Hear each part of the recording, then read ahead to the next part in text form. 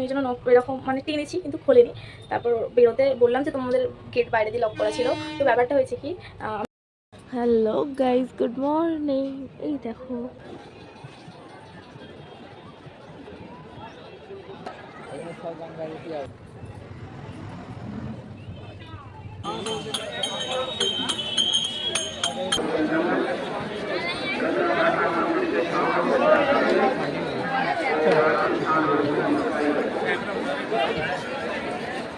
Har Har Mahadev. Hello guys, কেমন আছো তোমরা সবাই? আশা করছি সবাই ভালো আছো, সুস্থ আছো। আর দেখতে দেখতে সেই দিনটা চলে এলো যেই দিন আমরা বেরিয়ে পড়েছি কেদারনাথ যাওয়ার জন্যে। আর এখন আমরা বসে আছি আমাদের প্ল্যাটফর্ম, মানে আমাদের এলাকার প্ল্যাটফর্মের দিকে। ওখান থেকে ট্রেন আছে। আর এইবার আমরা প্রচুর তাড়াতাড়ি বেরিয়েছি, মানে এখনও আমরা বেরিয়ে পড়েছিলাম 4টের সময়, 4টের সময় বেরিয়ে পড়েছি। আর আমাদের ট্রেন আছে রাত্রির বেলায়, রাত্রির 8টার সময় করে ট্রেন ছিল বোধহয়, আমার অতটা মনে পড়ছে না। তো আমাদের যথেষ্ট রাত্রিরেই ট্রেন ছিল, 8টা নয়, মনে হয় আরও দেরিতেই ছিল। তো আমাদের যেহেতু যেতে লেট হয়, মানে আমরা দুবার এমনভাবে পৌঁছেছিলাম হাওড়ায় যে আমাদের ট্রেন দাঁড় করিয়ে রেখে আর আমাদের এক্সপ্রেসটাকে বার করে দিয়েছিল। তো যাই হোক, এখানে আমরা লোকাল চলে এসেছিলো, লোকালে উঠে পড়েছিলাম। উঠে এখন আমরা ঢুকছিলাম হাওড়ায়। এটা হচ্ছে হাওড়ায় ঢোকাচ্ছিল। আর ওই পারে না ওই দেখা যাচ্ছিলো, কী বলে ওগুলোকে, ওই শুয়োর বলে যেগুলোকে, ওইগুলো দেখা যাচ্ছিলো। তাই মোটর টানছিলাম কিন্তু হয়নি। মাঝখান দিয়ে আরেকটা ট্রেন চলে এলো। এখানে আমাদের ট্রেনটা দাঁড়িয়ে গেছিলো। বললাম না হাওড়ার আগে দাঁড় করিয়ে রেখে দেয়, কিন্তু আজকেই তাড়াতাড়ি বেরিয়েছি বলে ভাগ্যবশত ট্রেন বেশিক্ষণ দাঁড়ায়ই নি, মানে ছেড়ে দিয়েছে, তাড়াতাড়ি পৌঁছে গেছি।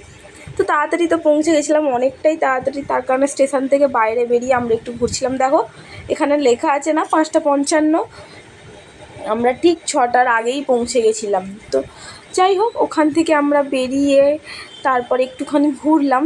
একটুখানি ঘুরে টুরে আমরা এখানে দেখলাম টর্চ আর ফ্যান বিক্রি হচ্ছে। আমাদের টর্চটা নেওয়ার ছিল, আমি বলেছিলাম আগের ব্লগে, আমার কেনা হয়নি। তো সব কিছু কেনা ছিল, টর্চ কেনা হয়নি, যার কারণে ওখান থেকে একটা টর্চ আর একটা ছোট্ট ওই মিনি ফ্যানগুলো কিনেছিলাম। ওটা আমার থেকে 110 টাকা নিয়েছিল বোধহয়। আর একটা লেস কিনেছিলাম, বসে বসে খাচ্ছিলাম। আর এখানের পাখাগুলো দেখো এত বড় বড় না, মনে ঘুরছে তো মনে হচ্ছে না হাওয়া লাগছে না, কিন্তু হাওয়া আছে, অতটা না হলেও আছে। তারপর বসে বসে আবার একটা পিৎজা অর্ডার দিয়েছিলাম, ভেজ পিৎজা। আমরা যেহেতু এই যে আজকে থেকে যাত্রা শুরু করছি, যে জার্নিটা, এই কয়েকদিন আমরা টানা 16 দিন ধরে আমরা শুধু নিরামিষই খেয়ে যাব, কোনো আমিষ খাবো না। তাই জন্য আজকে সারাদিন আমরা নিরামিষ খেয়েছি। আর পিৎজাটাও তার কারণে আমরা নিরামিষই অর্ডার দিয়েছিলাম। আর এটা মিনি পিৎজা ছিল। তারপর তো এখানে আমাদের ট্রেন চলে এলো। আর আমাদের ট্রেন চলে আসতে তারপর সব লাগেজ টাগেজ রেখে তারপর আমার না একটুখানি অভ্যেস আছে ঘুরে টুরে দেখার চারিদিকে। মানে আমি যখন ওই ট্রেনে উঠি না, তখন কী মনে হয়, ও এটা আমারই রাজত্ব, আমারই একটা আমারই এলাকা, এরকম একটা ব্যাপার। তো এই জন্য আমি একটুখানি সব ঘুরে টুরে দেখছিলাম কোথায় কী আছে, কোথায় কী নেই। বাথরুম টাথরুম সব দেখছিলাম কেমন আছে, পরিষ্কার টরিষ্কার নাকি। তো যাই হোক, ওগুলোই সব দেখছিলাম। সবাই তো এখানে উঠছিল, আর আমাদের সিট এটাই ছিল, একটা আপারের ছিল আর একটা লোয়ারের ছিল। কিন্তু যেহেতু আমাদের কো প্যাসেঞ্জার এখনও আসেনি, তাই জন্য আমি দুটোই দখল করে নিয়েছিলাম, সে দুটোতেই আমি এখন রাজত্ব করব। তো ওটায়ও বসেছিল। তারপর এরকমভাবেই আমরা যাচ্ছিলাম। হঠাৎ করেই দেখি যে কি, আমাদের এই দিকের লাইটটা জ্বলছে না। তারপরে বুঝতে পারলাম যে আরে আমাদের এই দিকের লাইটের সুইচ মানে ওই সাইডের লোকের আন্ডারে আছে, মানে ওরাই জ্বালাতে পারবে আর আমরা ওদের লাইটটা জ্বালাতে পারবো, এইরকম একটা। তো এখানে আমাদের ট্রেন দাঁড়িয়েই ছিল, একটুখানি এসে তারপর আবার আটকে গেছে হাওড়ার ওখান থেকে বেরোতে। বাথরুমে গিয়ে আমার সাথে একটা কেস ঘটেছে, তোমাদেরকে সেটা বলছি শোনো। যখন আসছিলাম দুটো গেট লক ছিল, ঠিক আছে। এবার আমি ভেবেছি হয়তো কেউ নেই, তো আমি এই জন্য নক এরকম মানে টেনেছি কিন্তু খোলেনি। তারপর বেরোতে বললাম যে তোমাদের গেট বাইরে দিয়ে লক করা ছিল। তো ব্যাপারটা হয়েছে কি, আমি ভেতরে ঢুকে যেটা বুঝলাম হচ্ছে যে এইটাকে যদি আমি এরকমভাবে লক করি না, এটা অটোমেটিক্যালি বাইরের দিক দিয়ে লক হয়ে যাচ্ছে। আবার এটাকে যখন খুলছি তখন এটা খুলে যাচ্ছে। আর এমনি যদি লক করতে হয় তাহলে এইটার সিস্টেম। আমি এসে এইটা করেছি। তারপরে বাই চান্স যদি আমি বলছি কেউ যদি বাই চান্স এইটা লক করে না, তো তখন কী হবে, বাইরের দিক দিয়ে লক হয়ে যাবে, কিন্তু বাইরের দিক দিয়ে আবার যে কেউ খুলে বাথরুমে ঢুকে পড়তে পারবে। তো তাই জন্য এইটা হচ্ছে সবথেকে সেফলি লক। তো ঠিক আছে, এটাই দ্রুন এক্সপ্রেসের বাথরুম। এই যে এখানে বেশি, এখানে হ্যান্ড ওয়াশ আছে, জানি না বেরোবে কি বেরোবে না, ঠিক আছে দরকার নাই বার করা। তো বাথরুম এই যে এখানে বাঙালি সিস্টেম, আর কিছু নেই, এখানে একটা জানলা, ব্যাস এটাই। এখানে একটা হ্যাঙ্গার আছে। বাথরুমের অবস্থাটা আজকে পরিষ্কার থাকলেও কিছুক্ষণ পর আর পরিষ্কার থাকবে না, এটা আমার জানা কথা। ওইখানে আমরা যে ট্রেনটা যাচ্ছিলাম সেটার নাম ছিল দ্রুন এক্সপ্রেস, আর দ্রুন এক্সপ্রেস সবথেকে বেশি লেট হয়, আর এর অনেকগুলো স্টপেজও দেয়, কিন্তু এই ট্রেনে আবার প্যান্টেকারও ছিল। আরও একটা ট্রেন আছে কুম্ভ এক্সপ্রেস, আর একটা আছে উপাসনা এক্সপ্রেস। মানে আমি যতটা জানি এই দ্রুন এক্সপ্রেসটার নামই পরবর্তীতে হয়ে যায় কি কুম্ভ এক্সপ্রেস, এই উপাসনা এক্সপ্রেস। তো এই দুটো ট্রেন, এই তিনটে ট্রেনই আপাতত যায়, আমি যতটা জানি ততটাই বললাম তোমাদের। তো সব থেকে স্পিডে যায় হচ্ছে কুম্ভ এক্সপ্রেস, কেননা কুম্ভ এক্সপ্রেসে আমরা আসার সময় এসেছিলাম, আমাদেরকে অনেকটা তাড়াতাড়ি পৌঁছে দিয়েছিল, টাইমের 10 থেকে 15 মিনিট আগে আমাদেরকে নামিয়ে দিয়েছিল। আমাদের 4টে ঢোকার কথা ছিল, আমাদের 3:45-র সময় ঢুকিয়ে দিয়েছিল ট্রেন হাওড়া স্টেশনে।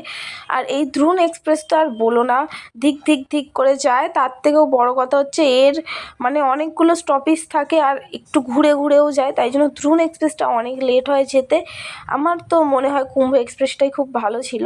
তো যাই হোক, এখান থেকে আমরা খাবার অর্ডার করেছিলাম বাইরে থেকে, তো সেই খাবারটাই আমাদের পার্সেলটা দিতে এসেছিলো, তো সেটাই ও নিচ্ছিল।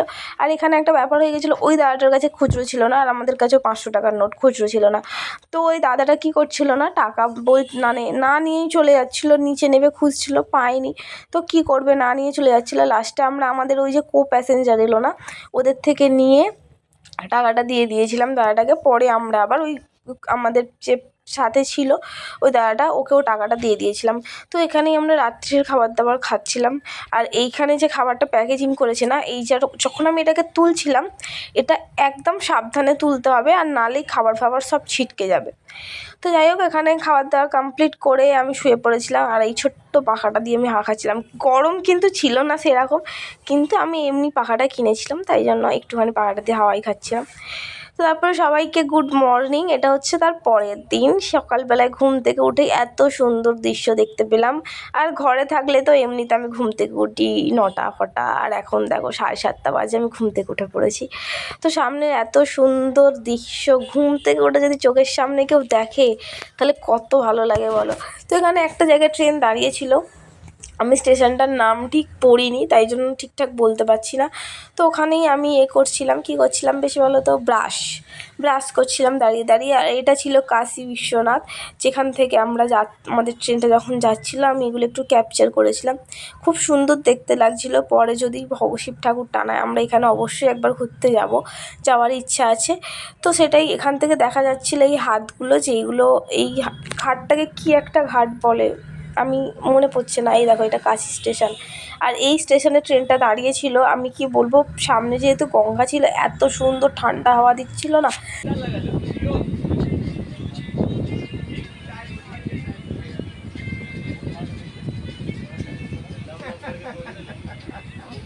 তো এখানের বাচ্চাটার অ্যাক্টিংটা দেখলে এত সুন্দর অ্যাক্টিং করছিল যে কি বলবো। তো যাই হোক, এখানে তারপর আমরা বিকালে একটুখানি ফল খেয়েছিলাম। খাওয়া দাওয়ার পর আমরা এখানে অর্ডার দিয়েছিলাম ভেজ বিরিয়ানি, তো সেটাই খাচ্ছিলাম। আর আমরা একবার বিরিয়ানি নিয়ে ঠকেও হয় না, তাই জন্য আবার একই কেস করেছি, বিরিয়ানি অর্ডার দিয়েছি। আর এখানে দেখতে দেখতে আমরা পৌঁছে গেলাম অযোধ্যা। আর এইখানে তো এত বাদর ছিল যে কি বলবো, আমি খেতেও দিয়েছিলাম ওদেরকে, আমার শর্ট ভিডিও দেখতে পাবে হয়তো। দেন এটা নিয়ে আমাদের হয়ে গেল ট্রেনের মধ্যে দুটো রাত্রি আমরা কাটিয়ে দিলাম। ফাইনালি আমরা পৌঁছে গেছিলাম এত কিছুর পর হরিদ্বার। মানে হরিদ্বারে পৌঁছেই মনটা একটা আলাদাই শান্তি, যে না একটু কিছু হলেও আমরা এগিয়ে আসতে পেরেছি বাবার কাছে যাওয়ার জন্য। তোমাদের এখানে আমি একটা ইনফরমেশান দিয়ে দিচ্ছি, ভালো করে শোনো। তোমরা যখন হরিদ্বার থেকে হারকি পৌরি ঘাট অবধি যাবে না, তো তোমরা তখন রিক্সা করে যেও। ওখান থেকে অটো বা টোটো করে গেলে তোমাদেরকে পুরো ঘুরিয়ে ঘুরিয়ে গঙ্গার ওপারে নিয়ে গিয়ে নামাবে, আর ওইখান থেকে ব্রিজ পেরিয়ে তারপর আবার অনেকটা হেঁটে আসতে হবে। কেননা হরকি পৌরি ঘাট অবধি একমাত্র শুধু এই রিক্সাই যেতে দেয়, কোনো অটো বা টোটো যেতে দেয় না। তো তোমরা যদি যাও তাহলে রিক্সা করে যাবে, কেননা টোটো অটো গেলে পুরো গঙ্গার ওপারে নামাবে। আর অনেকজন হলে তো টোটো অটোটাই সবাই বেশিরভাগ নেয়, রিক্সাটা তো খুব একটা কেউ নেয় না। তো যার কারণে ঘুরিয়ে ঘুরিয়ে ওপার দিয়ে নামায়। তো আমরা কি করেছিলাম, যাওয়ার সময় রিক্সা করেই গেছিলাম, কারণ আমরা যখন গেছিলাম শুধু একমাত্র রিস্কায় যেতে দিচ্ছিলো, কোনো টোটো বা অটো মানে ওই হরকিপৌড়ি ঘাট অবধি যেতে দিচ্ছিলো না। হরকিপৌড়ি ঘাট অবধি একমাত্র রিস্কায় যেতে দিচ্ছিলো, আর বাদবাকি টোটো অটো সব ঘুরে ঘুরে ঘুরে ঘুরে নিয়ে যাচ্ছিলো, আর অনেকটা দূরে নিয়ে গিয়ে নামাচ্ছিলো। আর সেই অনেক দূর থেকে হেঁটে হেঁটে আসতে হচ্ছিলো, কেননা ওইটা আমরা যখন কেদারনাথ থেকে ব্যাকে এসে হরিদ্বারে স্টে করেছিলাম তখন আমরা ওইটা বুঝতে পেরেছিলাম। তো তাই জন্য তোমাদের বলে দিলাম। এখানে খুব ছোট্টভাবে আমি তোমাদের একটা রুম ট্যুর দিয়ে দিচ্ছি, যেটা হচ্ছে আমরা যে রুমটায় ছিলাম তার মধ্যে বেশি কিছু না, শুধু জাস্ট একটা বেড ছিল, একটা ওয়াশরুম, একটা ফ্যান আর একটা ওয়ার্ডরোব ছিল, দ্যাটস ইট, আর কিছু ছিল না, আর একটা টেবিল ছিল, ব্যাস এটাই ছিল, আর কিছু ছিল না। আর আমি রুমের ব্লগ মানে রুম ট্যুরটা নিতে ভুলে গেছিলাম, তাই জন্য আমি যাওয়ার সময় এই ব্লগটা করেছিলাম, তো তোমাদেরকে আমি এটা অ্যাড করে দিলাম। তো তারপর আমরা রুমে যখন ঢুকলাম, ঢুকে সব ব্যাগপত্র রেখে তারপরে আমরা একটুখানি ঘোরার জন্য বেরিয়েছিলাম, ফ্রেশ হয়ে ঘোরার জন্য বেরিয়েছিলাম। বেরিয়ে এই এদিক ওদিক সব জায়গায় আর কি ঘুরছিলাম, ঘুরে ঘুরে দেখছিলাম যে কোন ঘাটে স্নান হয়। তারপর ওখান থেকে বেরিয়ে আমরা একটুখানি স্টেশনের দিকে এসেছি, স্টেশনের একটু আগে ওখানে এক জায়গায় ভেজ বিরিয়ানি পাওয়া যাচ্ছিলো, তো সেই ভেজ বিরিয়ানিটা খেয়েছি। যাওয়ার পথে আমাদের ঘোড়ার সাথে দেখা হয়ে গেলো। আর তোমরা অবশ্যই বিরিয়ানিটা দেখে বলতে পারো যে ওটাই তো পেঁয়াজ ছিল, তো পেঁয়াজটা ওখানে চলে, পেঁয়াজটা ওখানে হয়তো নিরামিষ হিসাবেই ধরে, কেননা ওখানে সব খাবারই দেখলাম পেঁয়াজটা আছে। তো যাই হোক, এখানে দেখেছো ঘোড়া আর বেশিরভাগ সব রিক্সা। আর এখানে মার্কেটগুলো আমরা ঘুরে ঘুরে দেখছিলাম, এখানে পিতলের জিনিসের দামও কমই আছে, খুব বেশি না। তো মার্কেটে পিতলের জিনিস বাদে অনেক জিনিসের দামও কম পাবে, বার্গেনিং করতে হবে তোমাদের একটু।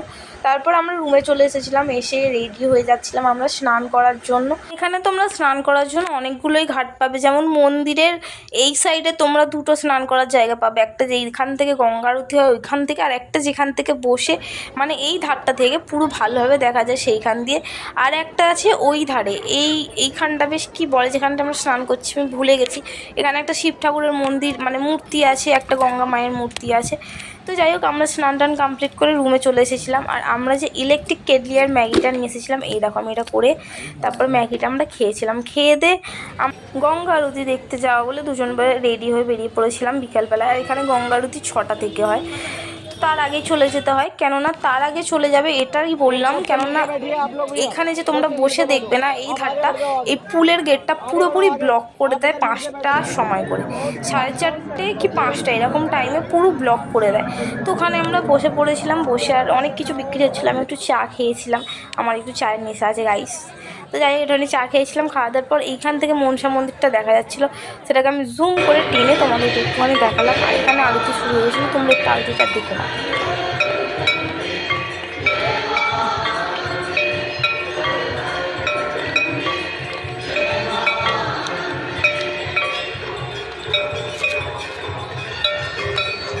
সুন্দরভাবে আমরা আরতিটা দর্শন করেছি, মন ভরে গেছে একদম আরতিটা দেখে, মনে হচ্ছিলো যেন আরও একটুখানি হলে আরতিটা আরও ভালো হতো।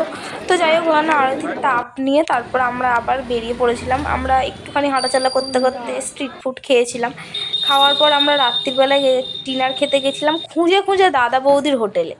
তো যাই হোক, এটা তার পরের দিন নেক্সট ডে ভোরবেলায় আমাদের রুম ছাড়ার কথা, যেহেতু আমাদের ওখান থেকে ট্যাক্সি করে সোনপ্রয়াগ যাওয়ার ছিল, তো তাই জন্য আমরা রুমটা ভোরবেলাতেই ছেড়ে দিয়েছিলাম 6টার সময়। তখন পুরো মার্কেট সব বন্ধ, কোনো মার্কেট খোলা ছিল না। আমরা 5:30 6টা এরকম নাগাদ ছেড়ে দিয়েছিলাম রুমটা, তো তাই জন্যই আমরা এখন যাচ্ছিলাম। আর এত ভোরবেলায় কোনো একটা ঠাকুর, এইটা আমি ঠিক জানি না, এই ঠাকুরটাকে মন্দিরের ভেতরে আনা হচ্ছিলো ঢাক ফাক বাজিয়ে, তো সেইটাই আমি দেখছিলাম। আর এখানকার ভোরবেলার মার্কেটটা দেখাচ্ছিলাম, ভোরবেলাতেও এইখানটায় কত জমজমাট হয়, মানে এই মন্দিরের সামনেটা। আর অলিগলির মার্কেটগুলো তো এখন বন্ধই আছে পুরো, কিন্তু এইখানে ভোরবেলাটাও কত জমজমাট, ভালো লাগছিলো বেশ দেখতে। তারপর এখান থেকে তো আমরা রিক্সায় উঠে পড়লাম, আমি তোমাদের বলেইছিলাম যে একমাত্র হরকিপৌড়ি ঘাটের ওখান থেকে রিক্সাই যায়। তো দেখো, আমরা এখন রিক্সাতেই উঠেছিলাম। আর এখানে রিক্সার সিস্টেমগুলো এত সুন্দর, সামনে দুজন পিছনে দুজন বসতেও পারবে, আর যারা শুধু দুজন হয় তারা পিছনে ব্যাগ রাখতেও পারবে। মোট কথা রিক্সাটায় 5 জন বসা যাবে, একটু মিডিয়াম ফিগার হলে আর একটু নাদুস নুদুস হলে 2 জন বসা যাবে, আর পিছনে 2 জন বসা যাবে, 4 জন বসা যাবে। তো যাই হোক ওখানে আমরা এসে দেখি কি যে আমরা এত ভোরবেলায় ঘুম থেকে উঠে এসেছি, এসে কি দেখি যে শাটার বন্ধ, এখনও দোকানই খোলেনি। আর আমরা জানি যে আমাদের গাড়ি আছে, তো আমরা সেই অনুযায়ী 6টার সময় চলে এসেছি। আর এখানে তো আমার বিরক্তি লেগে যাচ্ছিলো, দাদাদের মনে যেন আমি নিজেই শাটার ফাটারটা এনে খুলে দিই। লাস্টে দাদাটাকে বলতে অনেকক্ষণ ধরে দাদাটা দেখলাম আমরা দাঁড়িয়ে আছি, দাঁড়িয়ে থাকতে দাদাটার কাছে চাবি ছিল, দাদাটা তারপর খুলে দিল, কিন্তু আগে খুলে না। তো তারপর রেনকোট বার করতে এসেছিলো, আমরা রেনকোটগুলো নিয়ে নিলাম, কিন্তু এই রেনকোট দুটো আমরা যে ট্যাক্সিটা করে গেছিলাম সেই ট্যাক্সিতেই ফেলে রেখে দিয়েছিলাম। তো যাই হোক তারপর আমরা এখান থেকে চা খেলাম আর প্যাটিস, ওখানকার প্যাটিসগুলো এত সুন্দর খেতে, প্যাটিস বা খাড়ি কিছু একটা বলে, তো এত সুন্দর খেতে না যে কী বলবো। তারপরেও আমি বিরক্ত হয়ে যাচ্ছিলাম, তাই জন্য ওকে একটুখানি জ্বালাতন করছিলাম, কিছু তো করবো না। আর আমার এক জায়গায় বসে থাকতে খুব বিরক্ত লাগে, আমি বসে থাকতে পারি না এক জায়গায়, তাই জন্য ওকে জ্বালাতন করছিলাম। তো ভিডিওটা আমি এতটাই রাখলাম, নেক্সট পার্ট দেখতে গেলে চ্যানেলটা সাবস্ক্রাইব করে রাখো। টাটা।